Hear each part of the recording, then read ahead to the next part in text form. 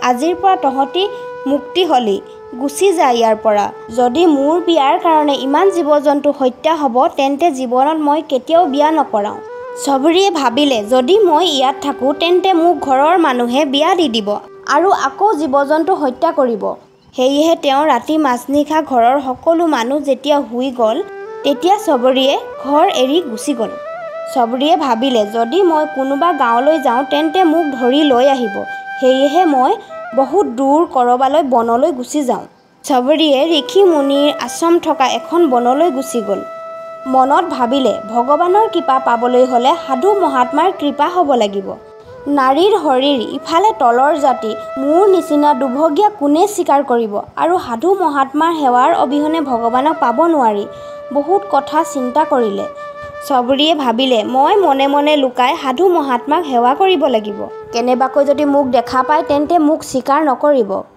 সাধুসকলক হৱন কৰিবলৈ খৰি দৰকাৰ হয় ভাত ৰান্ধিবলৈ খৰি দৰকাৰ হয় হেইহে সবৰিয়ে দিনতে খৰি বিচাৰি সৰু সৰুকৈ বান্ধি ৰাতি মাজনিশা আশ্ৰমত থৈ দিয়েগৈ যেতিয়া ঋষিবিলাকে গা ধুবলৈ যায় তেওঁলোকৰ বিছনা পাতি চাফা কৰি ঘৰ হাৰি মাজনিশা চাফা কৰি দিয়ে এনেকৈয়ে সবৰিয়ে ঋষি মুনিসকলৰ সেৱা কৰিবলৈ ধৰিলে সকলো ঋষি মুনিয়ে কথা পাতিবলৈ ধৰিলে আমাক ইমান সুখ দিয়া এয়া কোন ইমান ধুনীয়াকৈ ঘৰ চাফা কৰে খৰি গোটাই দিয়ে এয়া পুণ্য মহাত্মা কোন ঋষিসকলৰ মনত সন্দেহ হ'বলৈ ধৰিলে সেই আশ্ৰমতে থকা মটং ঋষিয়ে বিবেচনা কৰিলে এয়া কোন এনেকৈ কোনে মনে মনে কাম কৰিছে আজি ৰাতি মনে মনে হাৰ পাই থাকি ধৰিব লাগিব তাৰ পিছত সকলো ঋষিয়ে উঠি বাহিৰত লুকাই থাকিল ৰাতিৰ মাজনিশা লাহে লাহে সবৰি আহিল আৰু সকলো ঋষিয়ে আগুচি ধৰি ল'লে মটং ঋষিক দেখাৰ লগে লগে সবৰিৰ চকু পানী ওলাল কিয়নো খোৱা বোৱাৰ কোনো ব্যৱস্থা নাছিল হাবিৰ মাজত লুকাই থাকিছিল সবৰিয়ে ভাবিছিল আজিৰ পৰা সেৱা কৰিব নোৱাৰিম আৰু ঋষিৰ মটঙে সুধিলে ক'ত থাকা তুমি তাৰ পিছত সবৰিয়ে সকলো কথা ঋষিক বহলাই ক'লে মটং ঋষিয়ে ক'লে আজিৰ পৰা তুমি একেবাৰে নিশ্চিন্ত হৈ যোৱা তুমি এতিয়া একো চিন্তা কৰিব নালাগে তাৰ পিছত মটং ঋষিয়ে শিষ্যসকলক ক'লে তোমালোকে জানানে এওঁ এগৰাকী কিমান পবিত্ৰ নাৰী হয় সবৰিক ক'লে আজিৰ পৰা তুমি লুকাই থাকিব নালাগে মোৰ এই সৰু কোঠালিটোতে আজিৰ পৰা থাকিবা আজিৰ পৰা মই মন্ত্ৰ দীক্ষাৰ লগতে তোমাক নামো দিম এনেকৈয়ে সবৰি মটং ঋষিৰ আশ্ৰমত থাকিবলৈ ধৰিলে এই কথা লাহে লাহে বনত বিয়পিবলৈ ধৰিলে এগৰাকী তিৰোতা তাতে তলৰ জাতি তাতে ওচৰতে থাকিবলৈ দিছে লগতে মন্ত্ৰ আৰু নামো দিছে বনৰ সকলো সাধু মহাত্মাই মটং ঋষিৰ বিৰুদ্ধে বিৰোধ কৰিবলৈ ধৰিলে সকলোৱে তেওঁক নিন্দা কৰিবলৈ ধৰিলে এদিন হঠাৎ আকাশবাণী হ'ল মটং ঋষিৰ কাৰণে যে আপুনি সবৰিক থাকিবলৈ স্থান দিলে সেইকাৰণে ভগৱান বহুত পচন্দ হ'ল আৰু পুষ্পক বিমান আহিব আৰু আপুনি চিধা ভগৱানৰ ধাম পাবগৈ সঁচাকৈয়ে অলপ সময়ৰ পিছত পুষ্পক বিমান আহিল মটং ঋষিক লৈ যাবলৈ মটং ঋষি যাবলৈ অতি ব্যাকুল হৈ উঠিল আনফালে সবৰিয়ে কান্দিবলৈ ধৰিলে গুৰুদেৱ আপোনাৰ বাদে মোক ইয়াত কোনোৱে ভাল নাপায় আপুনি যদি গুচি যায় মই কাৰ লগত থাকিম গুৰুদেৱে তেতিয়া ক'লে মইতো স্বয়ং খোজকাঢ়ি ভগৱানৰ ধাম গৈছোঁ কিন্তু এদিন ভগৱান খোজকাঢ়ি তোমাৰ ওচৰলৈ আহিব নিশ্চিন্ত হৈ থাকা এই বুলি কৈ মটং ঋষি গুচি গ'ল চবৰিয়ে গুৰুদেৱ যোৱাৰ দুখ সহিব নোৱাৰিছিল। কিন্তু এইটো আশালৈ জীয়াই থাকিছিল যে গুৰুদেৱে কৈছিল প্ৰভু এদিন আহিব, মোৰ ওচৰলৈ আহিব, দৰ্শন দিব, এয়া লৈ জীয়াই আছিল। তথাপিতো ঋষিৰ সেৱা কৰিব নেৰিছিল। চবৰিয়ে এদিন আশ্ৰমত ঝাৰু মাৰি থাকোঁতে ঝাৰু ভাঙি ঋষি এজনৰ ভৰিত লাগিল। চবৰিক বহুত গালি পাৰিল। তাৰ পাছত ঋষিজনে যেনেকৈ পানীত গা ধুবলৈ গ'ল, গোটেই পানী পুখুৰীটো পোক লাগিল। পুখুৰীটোৰ পানী লেতেৰা হোৱাৰ কাৰণে ঋষিজনে আহি চবৰিক গালি দিলে যে তোৰ পৰাই গোটেই পানীখিনি লেতেৰা হৈ গ'ল।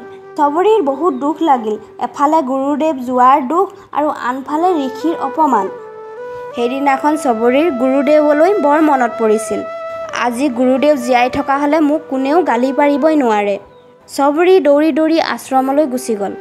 ইফালে ঋষিজনে সকলোকে ক'বলৈ ধৰিলে চবৰি ঝাৰুৰ কাঠি মোৰ গাত লগাৰ কাৰণে পানীখিনি অশুদ্ধ হৈ গ'ল।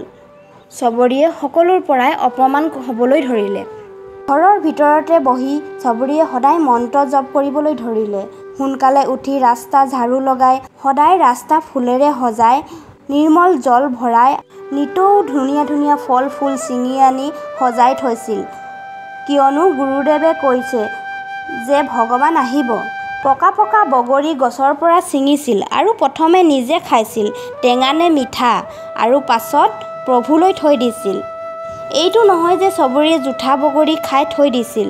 মোৰ প্ৰভুৱে যাতে টেঙা বগৰী নাখায় এইবুলি টেঙাবিলাক খাই চাই পেলাই দিছিল আৰু মিঠাবিলাক থৈ দিছিল। এনেকৈয়ে বহু বছৰ পাৰ হৈ গ'ল। গুৰুদেৱে কৈছে প্ৰভু আহিব, কিন্তু আশা এৰা নাছিল। এদিন সঁচাকৈয়ে ভগৱান আহিল। চবৰিয়ে যেনেকৈ গম পালে প্ৰভু আহিল, দৌৰি গৈ জোপোহাৰ মাজত লুকাই গ'ল। মই কেনেকৈ প্ৰভুৰ আগত ওলাম? প্ৰভুৱে মোক স্বীকাৰ কৰিব জানো? মই ইমান পাপী, এইবুলি ভাবি ওলাই নাহিল। ভগৱানে যাৰ যাৰ অহংকাৰ আছিল, চবৰিক দেখিব নোৱাৰিছিল, কাৰো ওচৰলৈ নগ'ল।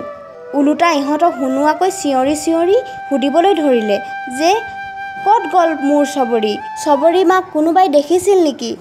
মটং ঋষিৰ আশ্ৰমলৈ প্ৰভু আহিল আৰু সুধিলে কোনোবাই দেখিছিলে নেকি চবৰিক? ক'ত আছে মোৰ চবৰি? মোৰ চকু ব্যাকুল হৈছে তেওঁক দৰ্শন কৰিবলৈ।